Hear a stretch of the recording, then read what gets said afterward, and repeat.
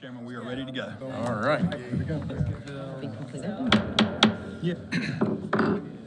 Good afternoon. My name is Jason Grubbs. I'm the chair of the City County Planning Board. Welcome to the January 8th meeting of the Planning Board. This time, will you please stand and join us in the Pledge of Allegiance? Allegiance to the flag of the United States of America, and to the republic for which it stands, one nation, under God, indivisible, with liberty and justice for all.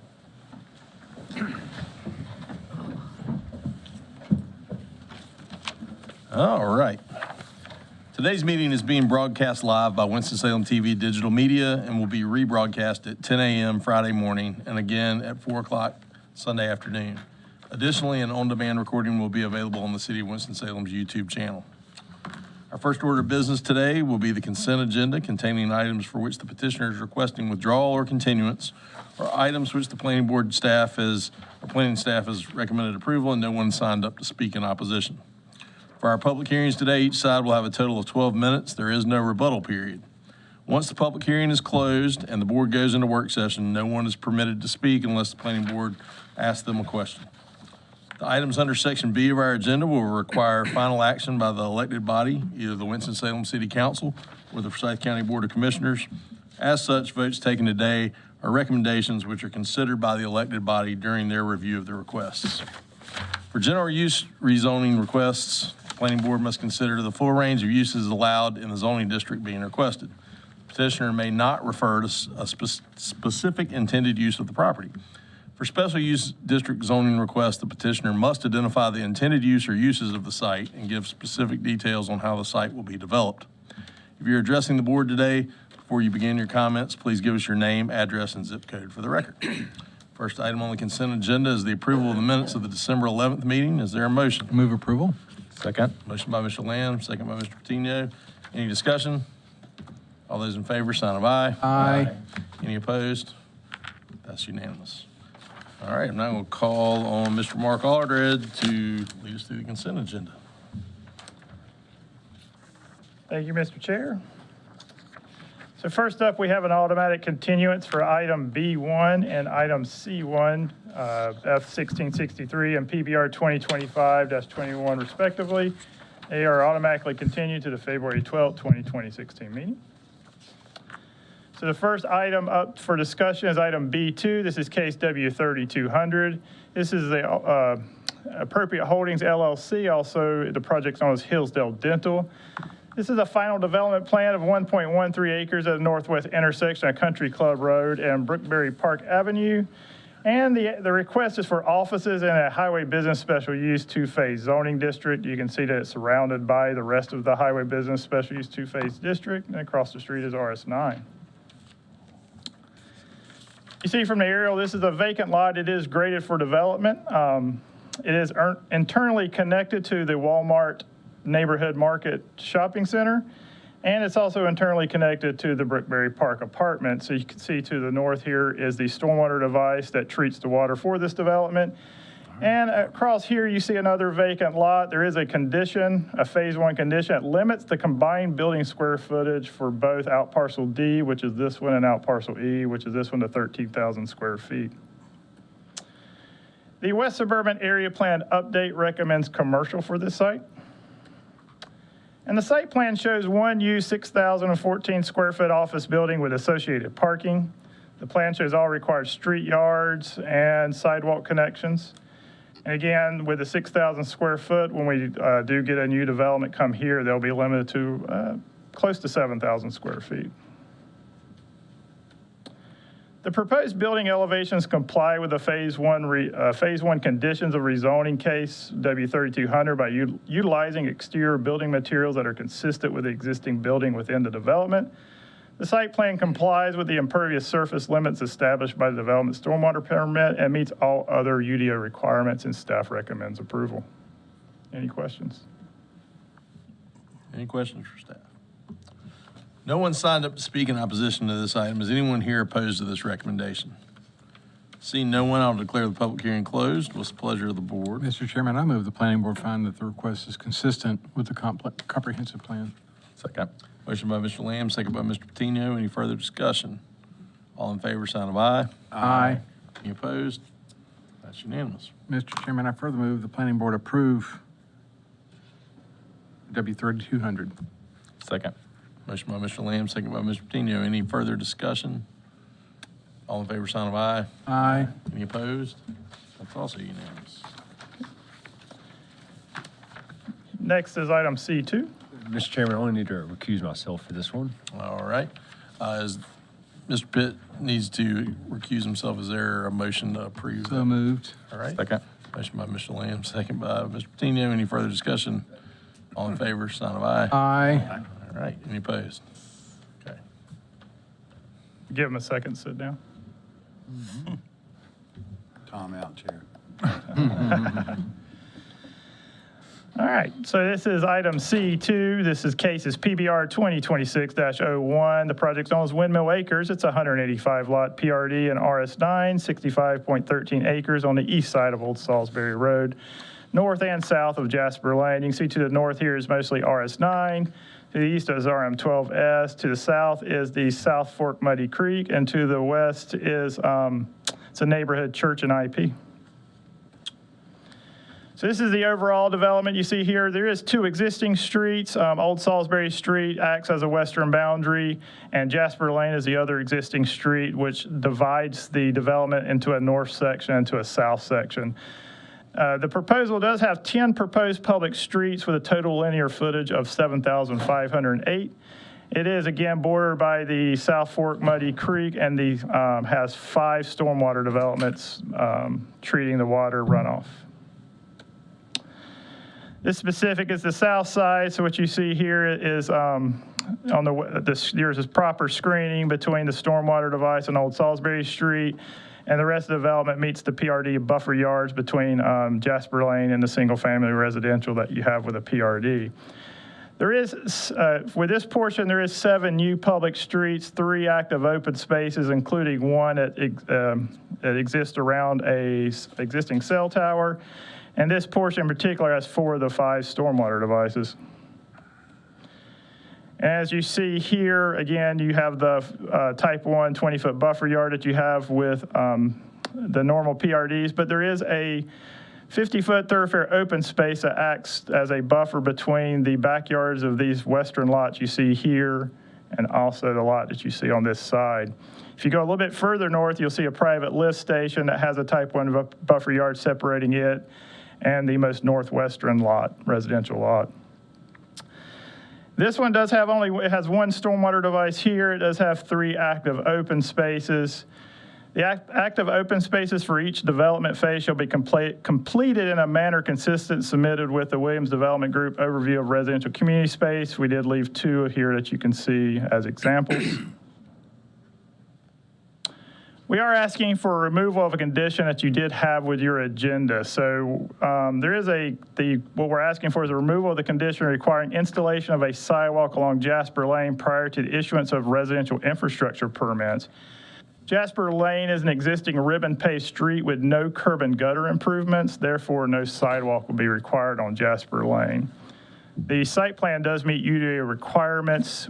Staff is asking for a recommendation of approval with the removal of this condition. No one.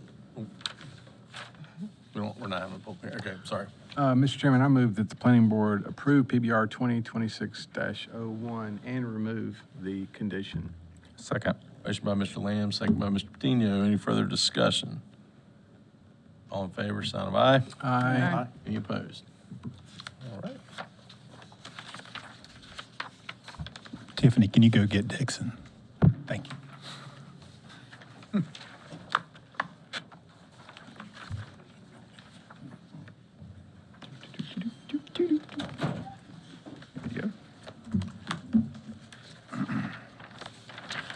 Mr. Chairman, we'll now go to the one public hearing that we will have, and that'll be UDO CC 32, and we'll hear from Dan Roberts on that.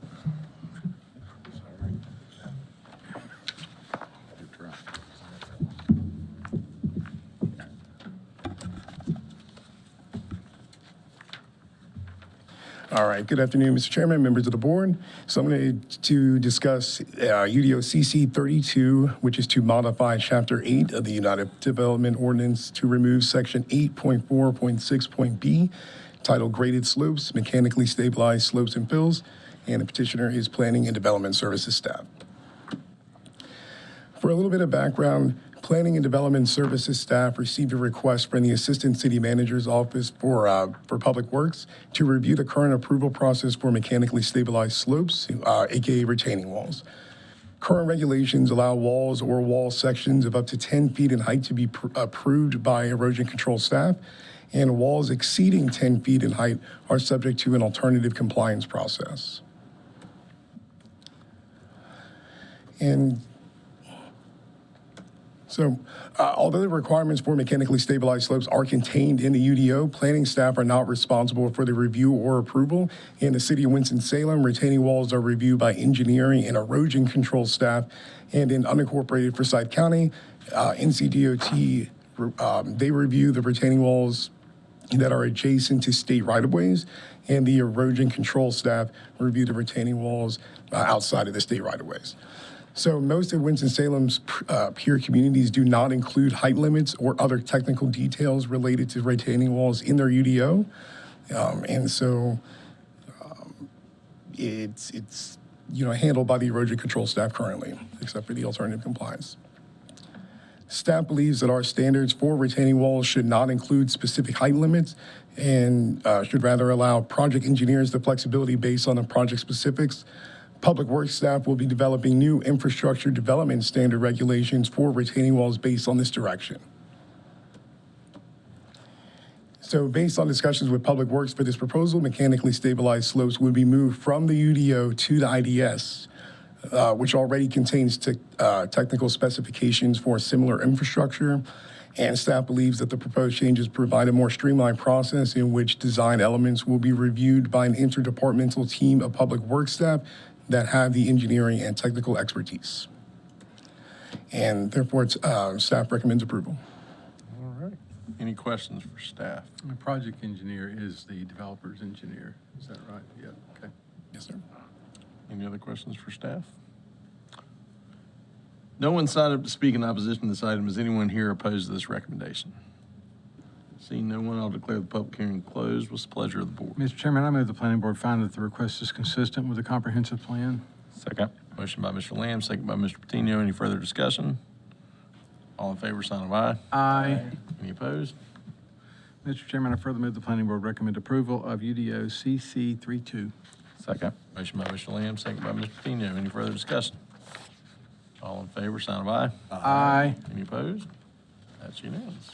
I would just like to say thank you for streamline and for expertise. Yes, absolutely. That's what we're all about. Absolutely. Good work. Sorry, I'm writing myself a note.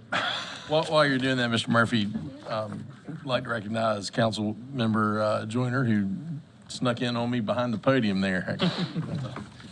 Get a mirror up there or something. Thank you for being here. I'm sorry, I'm just writing myself a note to remember to send UDO CC 32 to committee for February because that deadline will be coming up soon. Under staff report, I'll first turn to Kirk, who'll give you a preview of your work session coming up in 2 weeks from today. All right, thank you, Chris, and good evening, board members. Good afternoon, I should say. As we've had a 2-month break from work session, we are back at it again. I think we've got a couple interesting items for you all coming up. The first is we're going to have Dr. Russ Smith from Winston-Salem State come and talk to you about his Mapping Prejudice project. You may have heard about this previously. It's been going on for a couple years, but it basically looks at properties that potentially have deed restrictions based on limiting the race of who could occupy a dwelling. Unfortunately, properties in the South and other parts of the country did have those deed restrictions sometimes up until the late 1960s, early 1970s when they became illegal. And even though those restrictions are no longer in effect, they're no longer legal, there's a project out of University of Minnesota in Minneapolis where they studied that community and ultimately kind of came up with the grassroots efforts to remove some of these restrictions from the deeds by working with their Register of Deeds office, just as a way of kind of showing that the existing owners of those properties did not support those. So that's something that Russ and the faculty at Winston-Salem State are working on.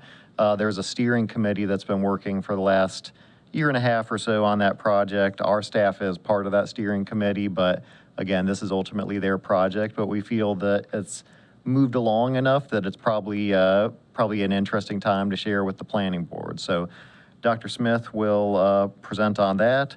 The second item is we're going to give you all an initial conversation on a text amendment related to needle exchanges. And what needle exchanges are is facilities for users of injectable drugs that basically try to reduce the harm for those individuals that come from sharing needles and things of that nature.